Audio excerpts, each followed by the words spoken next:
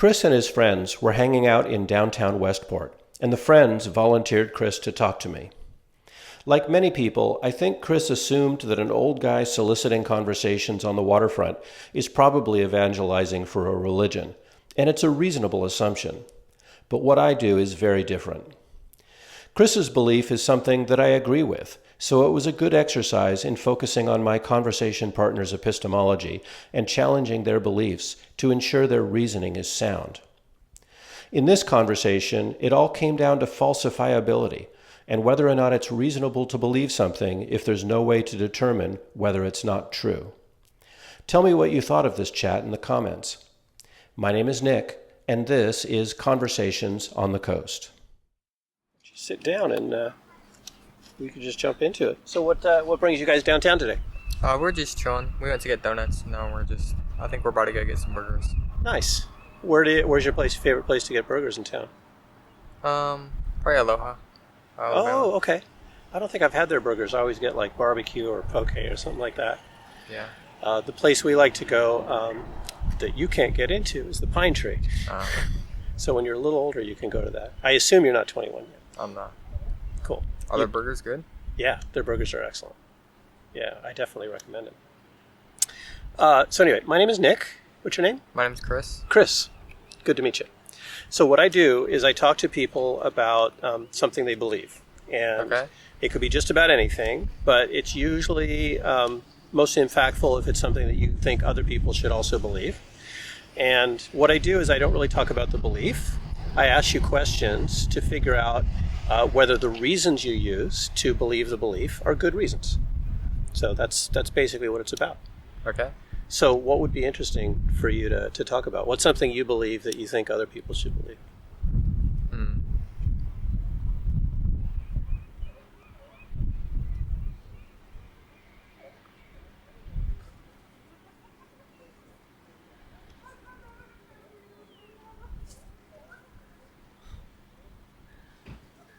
Well, I know something. I believe in something, but I don't know if it's like if I should force it on others. Sure. Well, I don't know about force on others, but is it something that you believe is true, so other people should believe it? Yeah. Cool. I believe that God isn't real. You believe that God is real? Isn't real. Isn't real. Yeah. Okay. So what would you say? And just to kind of put some parameters around it. Okay. Do you mean you believe there are no gods? So no gods are real? I meant like Christian God. So you believe the Christian God isn't real? Yeah. Are there any gods that you do believe are real? No. Okay, well, so basically... I think there might be, but I don't know. So you have kind of an agnostic Yeah. position. So you're not necessarily convinced of any gods, but you haven't ruled it out. Yeah. Cool. That's a position that a lot of skeptics hold. Skepticism being the discipline where you want to believe true things, and so you kind of withhold your belief until you have evidence. Would you say that you believe that it's true that the Christian God does not exist? Yes. Okay. So what's your main reason for believing that? I believe my main reason for believing it is I did not come up with this, but Sure.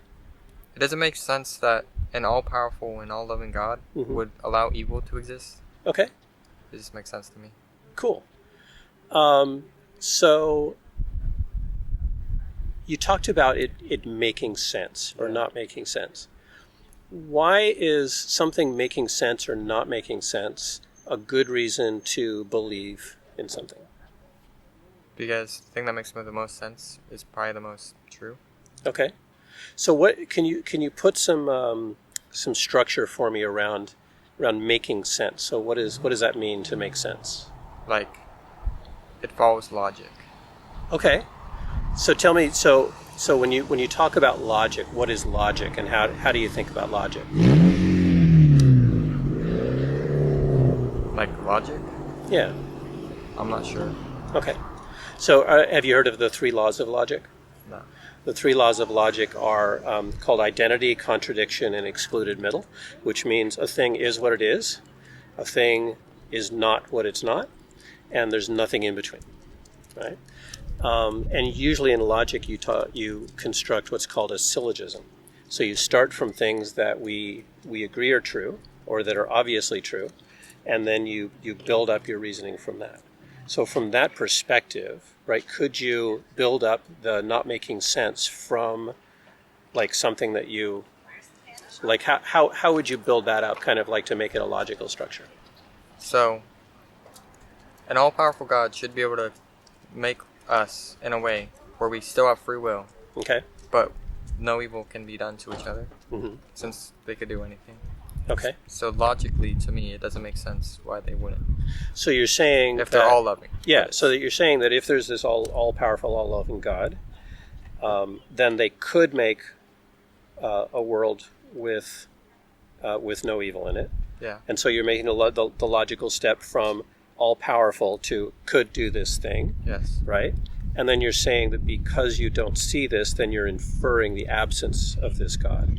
But can you, like, would it be possible for there to be an all-powerful, all-loving God who had some reason that they decided not to preclude evil? I guess.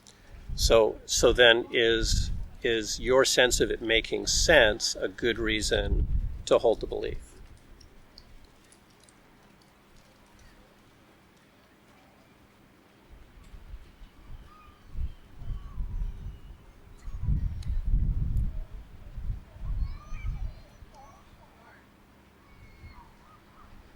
I think so. So I think what if I can kind of rephrase what you're saying, it sounds like it's intuitive to you. But would it be possible to have an intuition that led to something that's not true? Yeah. All right. So if intuition can be used to come to things that are not true, and it can be used to come to things that are true, right? It's perfectly reasonable to say, hey, I think this thing is true, and I think it because of my intuition, right? Yeah. So it is possible to come to true things with intuition. It's also possible to come to false things through intuition. So how could I tell if, let's say you have this belief, and let's say what's your name? Kemper. Let's say Kemper believes that leprechauns are real and there's one hiding behind that post right there, right? And his intuition tells him that's true. How can I tell if one or the other of you or both is right? Like as a disinterested observer, I don't have your intuitions, I don't have Kemper's intuitions. How can I tell what the truth is between you? Go look behind the thing. Well, I could, but of course, leprechauns are sneaky. He'll just sneak away. I'm sure that's what Kemper would say. I guess you can't. Really? Is there no way to test? Like, actually, let me ask you this. Sorry, I know you're in mid-thought, but if intuition isn't a solid way to come to truth, if there was a solid way to know for sure whether your belief was true, would you rather have like evidence or would you rather have intuition? I'd rather have evidence. You'd rather have evidence. So what evidence do you think we could find to justify your belief? I guess any contradictions within Okay. the word, like in the Bible. So that, I mean, you mentioned the Bible, and I know a lot of what people believe about a God or a Christian God comes from the Bible. Why would the Bible be a good reason to believe something?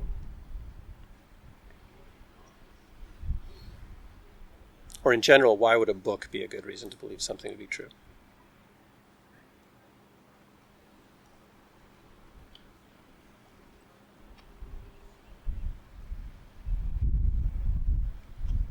Because it can provide reasoning and evidence, I guess. Or- Okay.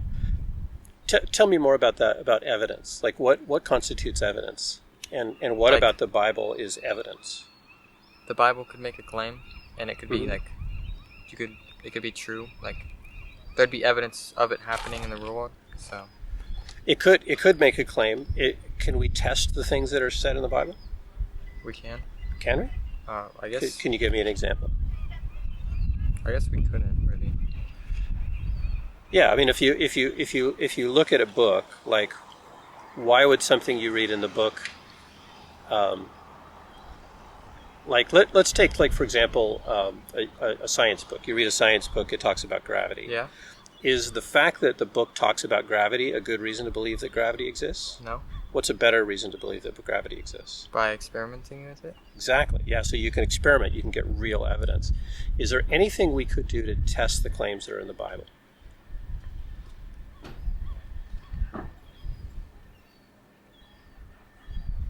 I'm not really sure. Okay.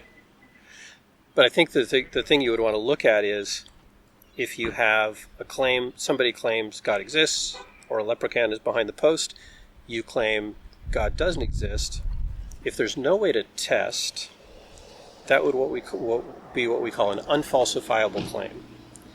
And I guess the thing that I'd leave you with to think about is it reasonable to believe something either way if it's unfalsifiable? If you can't prove it wrong, then can you ever know that it's really right? No. Yeah, probably not. Yeah. Yeah, I think that's mostly it. Do you have any questions or other thoughts? All right. All right. Cool. Thank you. Thank you. I enjoyed talking. Nice to meet you. Yeah, nice to meet you too. Thanks, you too. All right, take care. Do you have a YouTube channel? I have a friend of mine has a YouTube channel. My podcast drops on his YouTube channel, and that QR code will take you to the YouTube channel. So is this going to go on the channel? Yeah. Oh, okay. It's called Conversations on the Coast? Correct. Yeah, and if you look at the videos on the channel, David, who runs the channel, has come out here a few times and filmed me out here doing this, so you can see me out here doing this. And then we've also done it in Seattle on the train. We do it on the light rail. Chat with folks.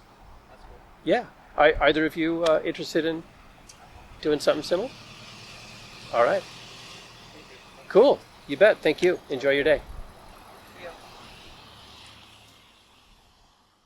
You've been listening to Conversations on the Coast, a series from Washington State featuring civil conversations using street epistemology to explore what people believe and why. Find out more at streetepistemology.com.